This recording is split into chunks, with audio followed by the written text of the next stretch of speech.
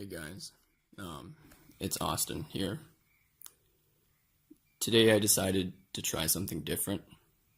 I know I've usually been posting blogs and getting the website launched and whatever, but I decided maybe if I tried to convey a message in this form, just to create an intimate conversation with you guys, then maybe we can generate some ideas together. And essentially, that's what I've been trying to do with the website and all the topics there.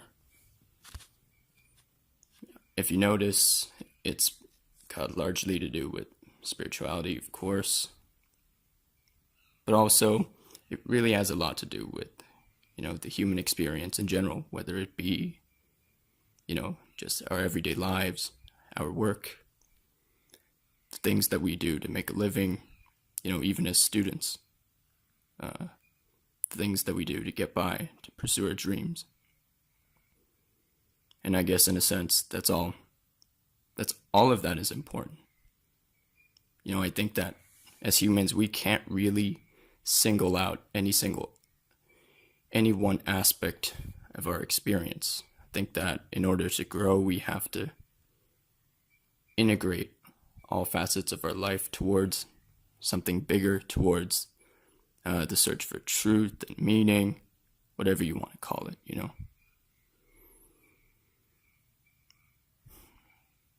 This isn't rehearsed, so just trying to think of what to say as I go along. I think, to talk about my own path, one of the things I've realized is that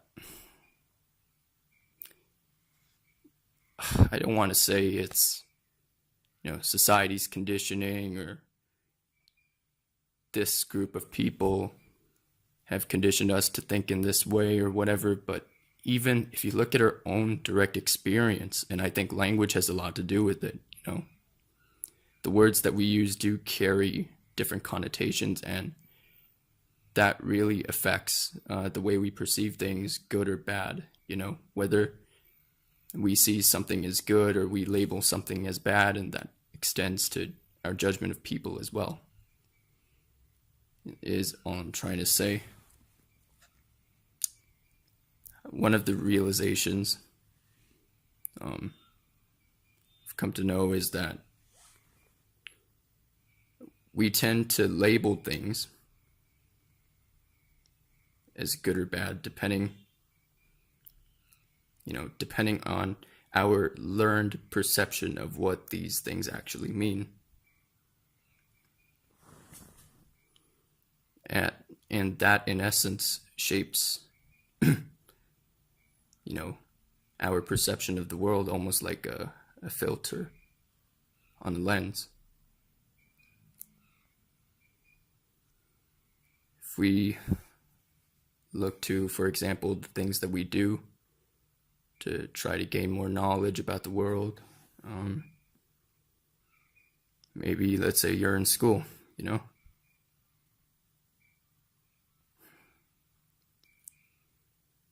since I'm talking to you guys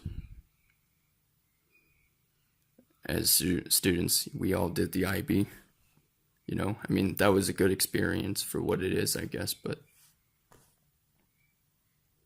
we did have to struggle a lot, all that effort just to gain, that specific knowledge, within our classes, to see them for what they are.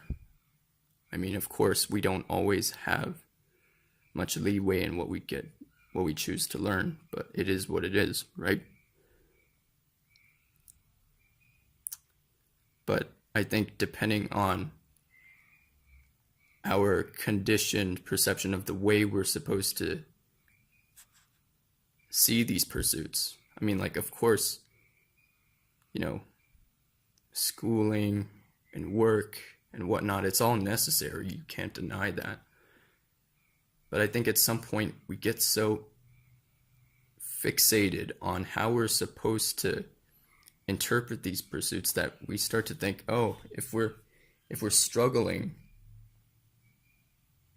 it's a bad experience. And I think a part of our mind is so vulnerable in that we try to run away from those experiences. We don't want to truly accept them for what they are. We don't want to use them to create something.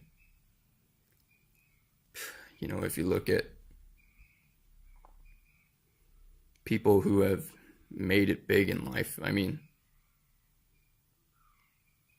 of course, like some people, you might say that, they got off the backs of other people manipulating them and whatnot, but that's a discussion for another day.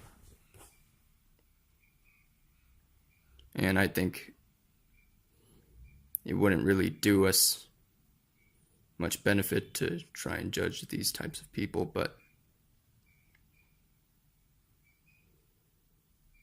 I think one thing that they have in common is that despite their suffering, they may have gone through a lot of tragic experiences in their life, or even if you have a goal, let's apply it to any person to make it more relatable. If you have a goal, you have to strive towards it on some level. And then with that striving, depending on how you perceive that struggle, and I think this also relates to our, temperament in a way. We may see that as suffering.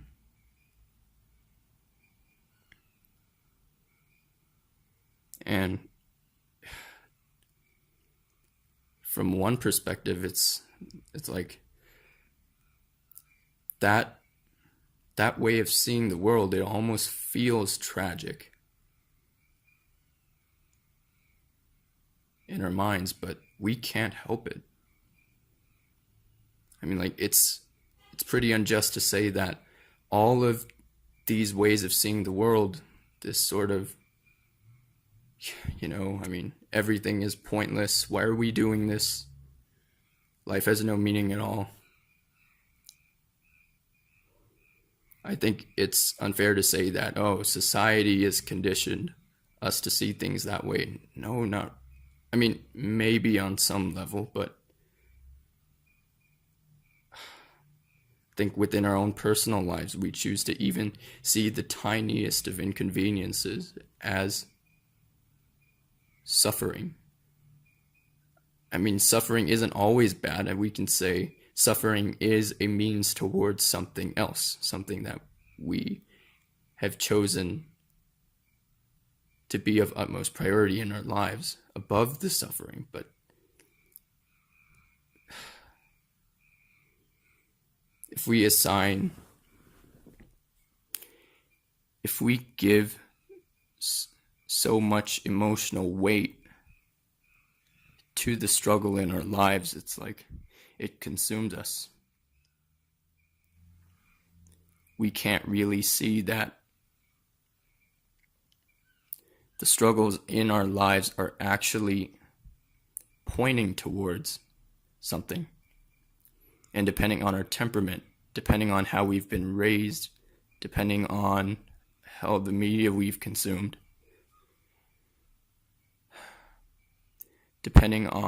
it's this interconnection between our own temperament and, of course, to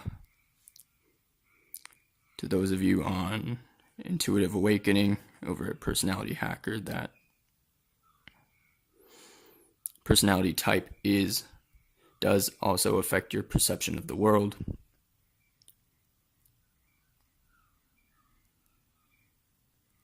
But through this mixture of our own personalities and temperaments and society's influence on us, we come to see things as good or bad, meaningless or meaningful, suffering or happiness.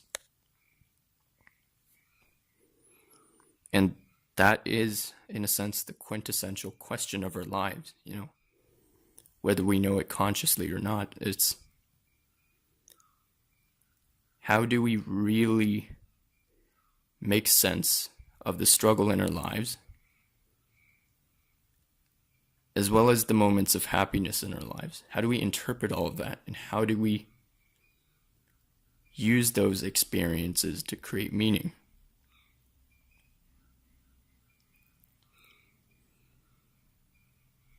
I think one of the best ways in which we can find meaning, regardless of whatever's happening around us, is understanding what it is that these, if you want to call it phenomenon, really are. Whether it's suffering, whether it's joyful experience, or even a minor inconvenience. Because when we say suffering, we think, oh, it has to be catastrophic or extremely tragic. It has to shake us to our core. But I don't think that's it. It is a spectrum. Every experience that we perceive in our lives is on a very widespread colored spectrum. It's not even just black and white with gray in between. It's all different shades of the rainbow. So we can't really classify each and every experience into one simple little category. But my point is that we can understand the experiences in our lives for what they are without attaching emotional weight to them. We can accept our emotions if they arise. But I think that, to understand what to make of these experiences and how to use them, we have to kind of gain a third person perspective, if you will, to provide some clarity.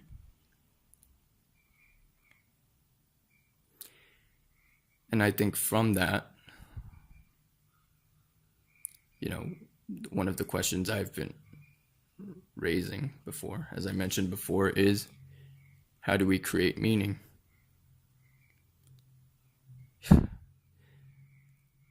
Once you get to understand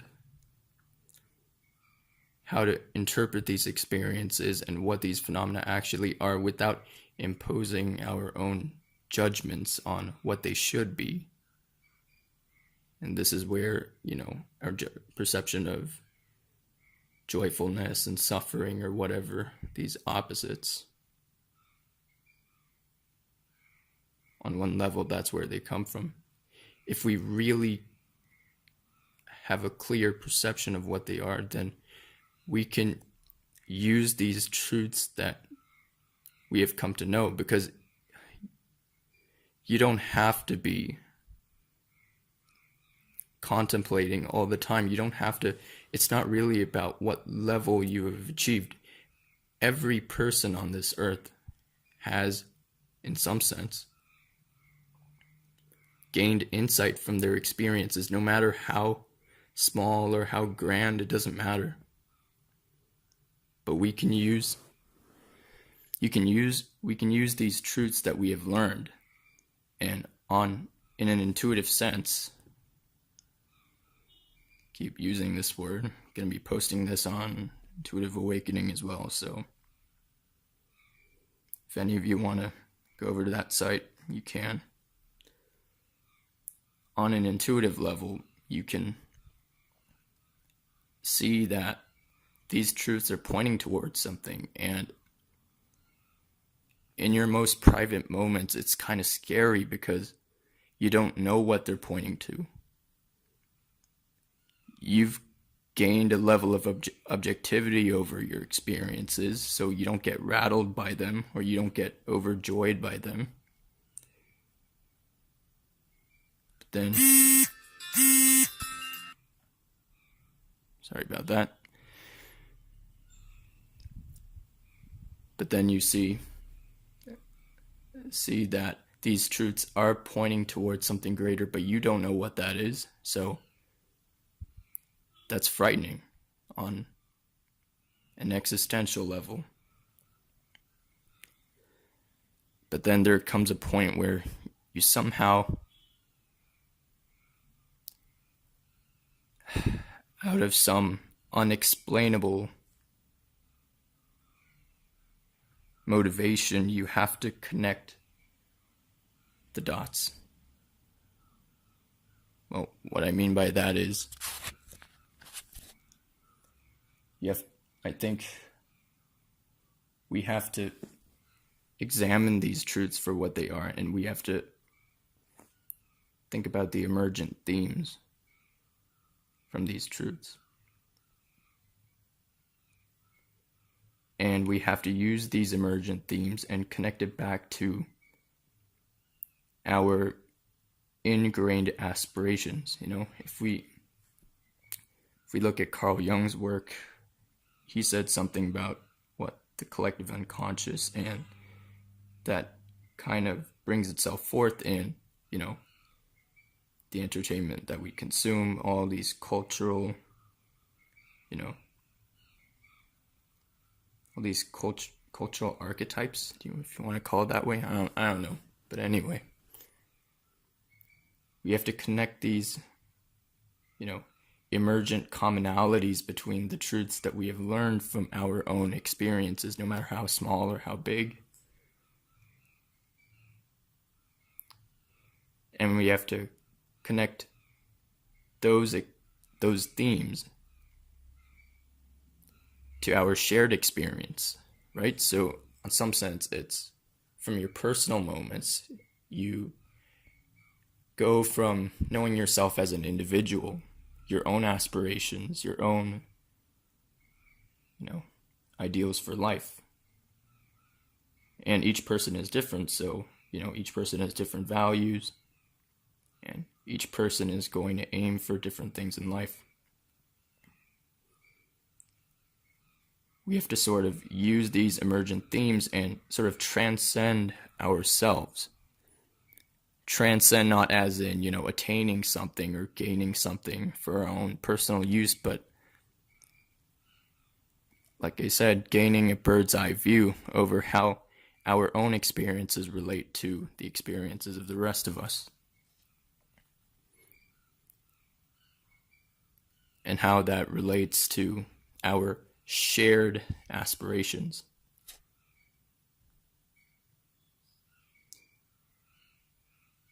But as you start to examine these truths, examine your experiences, start to introspect and really contemplate over them, if you wanted. That sounds dramatic, but really isn't. It's pretty ordinary. I think that even unconsciously, without knowing it, we are constantly contemplating over what each and every little micro experience, from the subtlest of physical sensations to even, our unconscious emotions or our sense of self, our self-image, all of these things we are constantly contemplating over these experiences.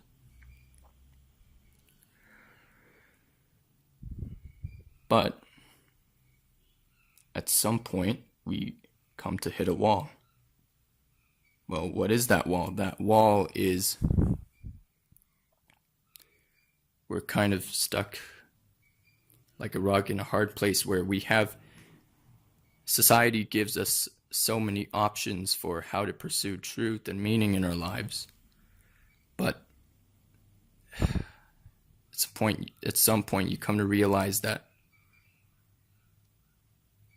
no single answer that's pre-made, if you want to use that word, or that's assigned to you by some external force, will be satisfying. And you may start to realize that it's very this or that. The meanings that we've created, as a collective, they're kind of split amongst themselves, and like two sides in a war, fighting a war, each and every created purpose and meaning in our society is fighting amongst themselves. If you take, for example, you take your ordinary corporate job, right? I'm not saying it's good or bad. It is what it is. And then you take someone like an ascetic who's living in a cave somewhere in the Himalayas, meditating or whatever, living off of very little food. That's completely different. And the people who pursue these paths, they wouldn't really agree with each other, and they're gonna get into verbal disputes. Because we are all attached to our own values and our own purpose. But at some point, like I said, as you start to introspect on your experiences, and I can't stress this enough, it's not as dramatic as it sounds, because we are always introspecting. But I think that I do have to emphasize that we just have to see that. We just have to see that we are contemplating, we are introspecting. And so we do have more in common than what people say about us. As you start introspecting, you realize that you do have to integrate all these different purposes that are somehow conflicting with one another, but you have to combine that with your own experience. So it's kind of like, again, referring Carl Jung's work, you're merging the collective unconscious and the emergent cultural archetypes, if you will, with your own direct experience, your own insights that you've accumulated over your life. You have to sort of integrate them as one holistic vision. And as you're trying to integrate these two different visions, different purposes, you won't know what it's pointing to. I think that's what's so amazing about, the path of, if you want to call it personal development or self-actualization or spirituality or whatever, it doesn't matter. The path of growth, let's put it that way, is that you don't know what it's pointing to until you get to the end, but you intuit that it is going to be something, a purpose, a meaning, a vision, a truth, an ideal that is going to change your life for the better and our lives as a whole.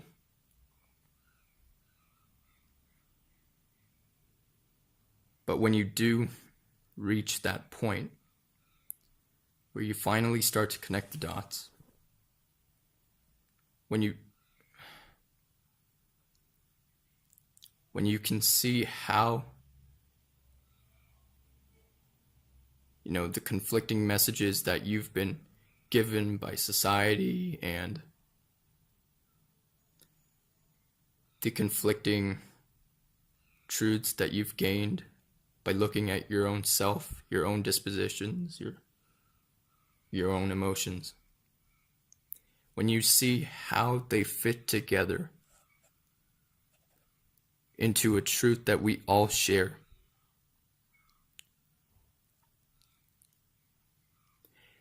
then you can finally create meaning. True meaning on an existential level in a world that otherwise is pretty varied, like if you would call it a blank canvas, like an artist. The world is inherently neither meaningful nor meaningless, but through our ambitions, we color it like a painter. Like I said, then we can create true meaning, not just on some abstract woo level, but concretely. We can know exactly what to do how to affect the people in our lives as on a very, you know, deep spiritual level, you know, how to unite our own experiences so that we can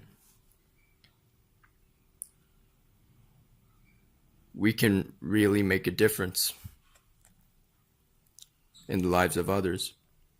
Once you see that, then you can really execute a plan for how you're going to do that. You know, with concrete action, instead of just philosophizing and contemplating and whatever, you can take concrete actual steps by using the world as sort of a sandbox. You can use the experiences that you previously would have labeled as suffering, as, you know, a means to an end. If you're taking the IB, studying, we see that as suffering. Or if you're in a corporate job, you may see that as suffering. Or hell, if you're contemplating about, you know, the nature of suffering, like in Buddhism, you may see that in and of itself is suffering as well. So it really doesn't matter whatever the experience is or whatever the pursuit is. We can take this integration of our own personal truth, our inner truth, with the outer truth of society as a collective. We can know that really, we can really see that and take concrete steps, that concrete means that society has provided for us, whether it be entrepreneurship, whether it be cooperation, whether it be finances, whether it be, you know, starting a global initiative, whatever that is, it doesn't matter. Or whether you even come together in a small crowd, teach at a school, or maybe just connect with your family and share your experiences, share your collective purpose, whatever the path is, then you can really manifest a vision, a shared vision that really, you know, it's hard because you can't really say that it's an individual vision, nor can you really say it's a collective vision. It's really beyond all that. It's both. Yeah, I guess. I mean, you can say that it's both. It is both the individual's vision and the collective vision, because once you get to that point, I mean, it really doesn't matter. It's just the vision. It is individuated and it is shared. I think that when we realize that for ourselves, then we can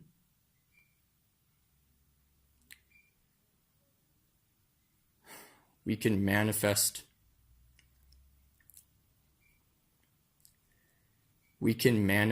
our deepest existential longings and our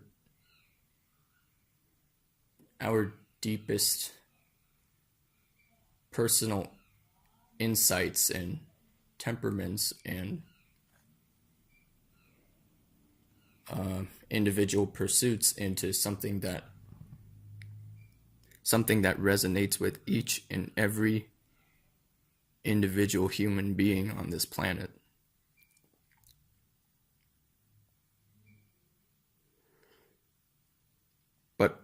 But along the path, there really are ups and downs. In our experiences, there is a lot of emotional turmoil because I think on some level we value and devalue some aspects of ourselves, and we can't love ourselves unconditionally. And because we can't love ourselves unconditionally, we can't love society unconditionally. And that's where we create this sort of fragmented reality where everything is divided into good and bad, worthy and unworthy, fruitful and sinful, if you're looking at religion. before you get to that point, everything looks like a fragmented mess, and you think, why am I doing this? What's the point of all this? Why is everybody else doing all this? Isn't it all pointless?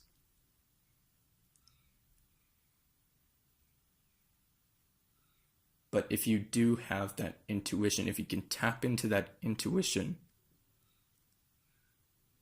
lying inside, because we all share that, no matter what, it doesn't even, personality type doesn't even matter at that point. If we can all tap into that, if we just rely on our faith that comes from getting a glimpse into the nature of the truths we have accumulated over our life from the moment we were born to whatever age you may be right now, then when you do reach that day where you create true meaning, the manifested form of every experience that you've accumulated over your life into one unified vision that we all resonate with, then life becomes greater than joyfulness and suffering. It becomes greater than the good parts of ourselves and the bad parts of ourselves, or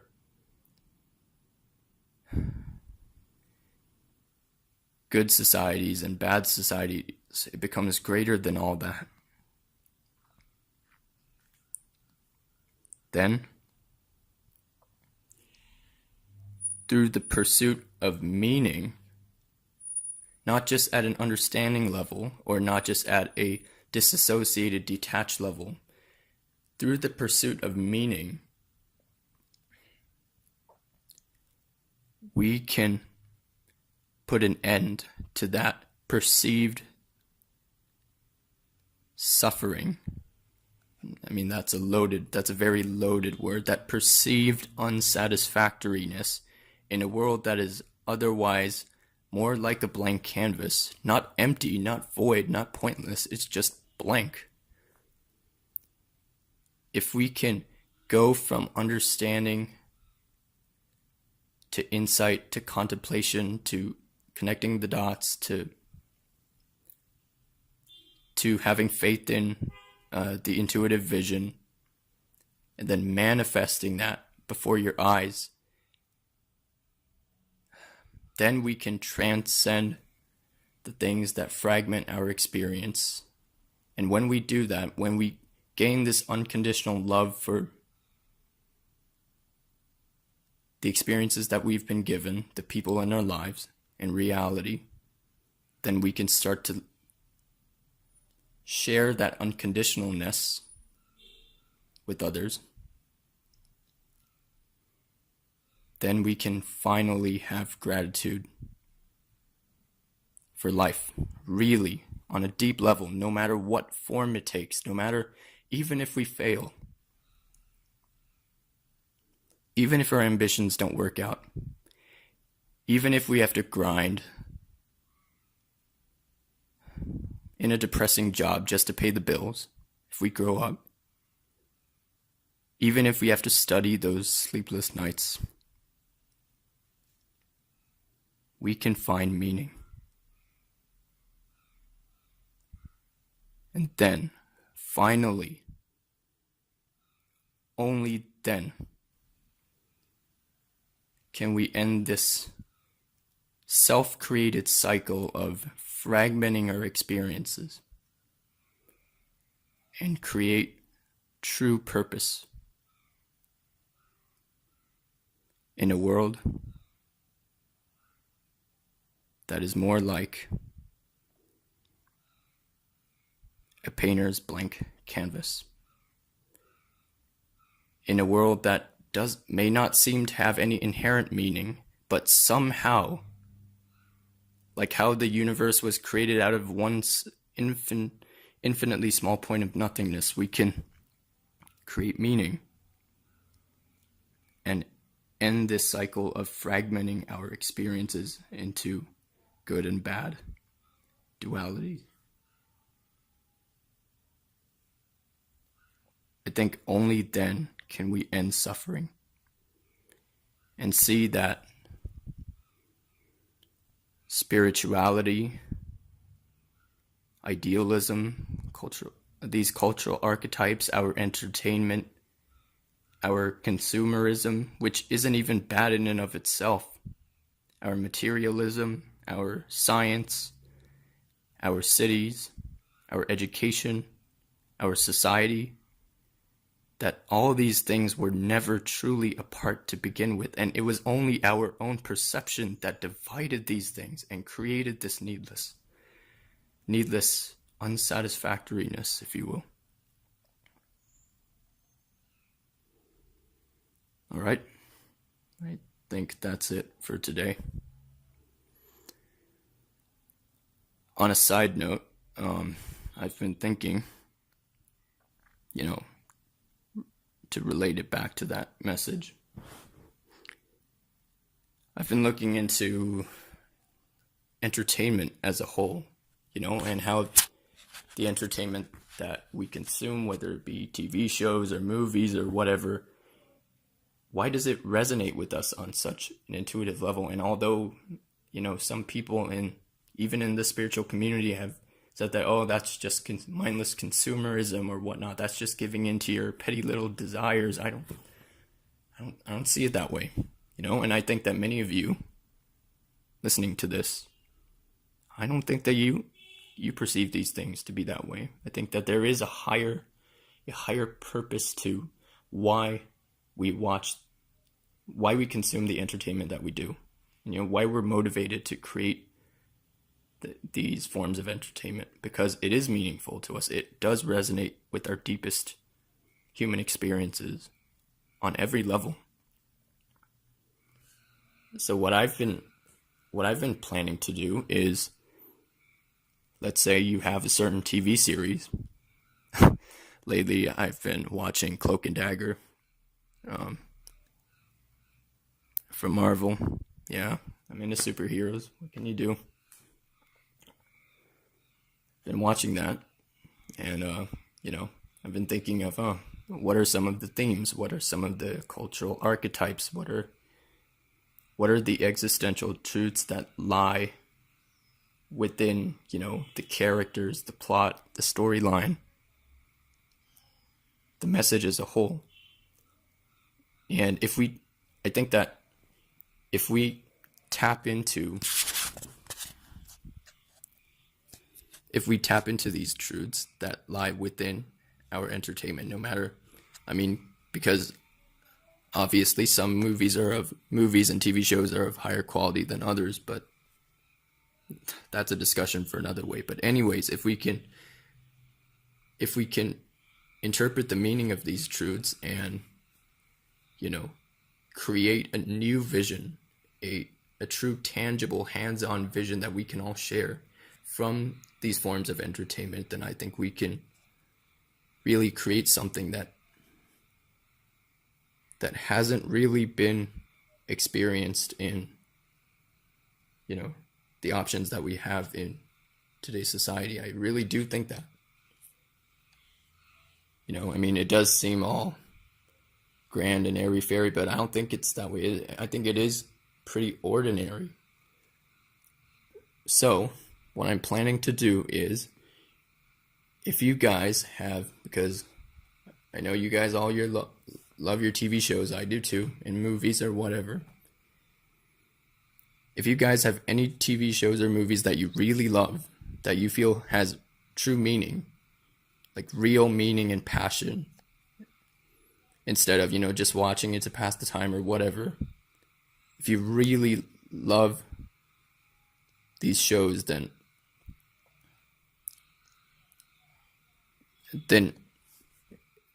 you could comment below. Then you can comment below and say which TV shows or movies that you want me to watch, and maybe I'll review them. I will mention one thing. If you're going to say Game of Thrones, that'll probably take me a long time to catch up to, because unfortunately, I haven't watched a single episode, to be honest. So, maybe we'll save that for another time. Maybe after college. That'll take 4 years, but anyway, aside from that, aside from Game of Thrones, what else? What else do you want to? What other TV shows or movies do you want me to watch? Something short, maybe one season. Not the I can't watch the entire thing probably, but if there's any form of entertainment, maybe songs. While we're at it, let's put songs in there as well. If you have any form of entertainment that you want me to watch or listen or whatever, then you can comment below and I'll review them. Or maybe while we're at it, rather than just me reviewing them, why don't you guys, let's start an initiative. Why don't we all review the entertainment that we watch? Why don't we contemplate on them? Why don't we introspect on them and gather the truths we've learned, and let's create something. You can comment below on what TV shows, movies, or songs that you want me to listen or watch, and I'll review them. But then you can also do that on some level. Then when we're done, I can post the reviews that you guys want me to do, and you guys can comment, after a couple days. Comment about, the things that you've learned, how the insights you've gained have resonated with your own experiences and our society as a whole.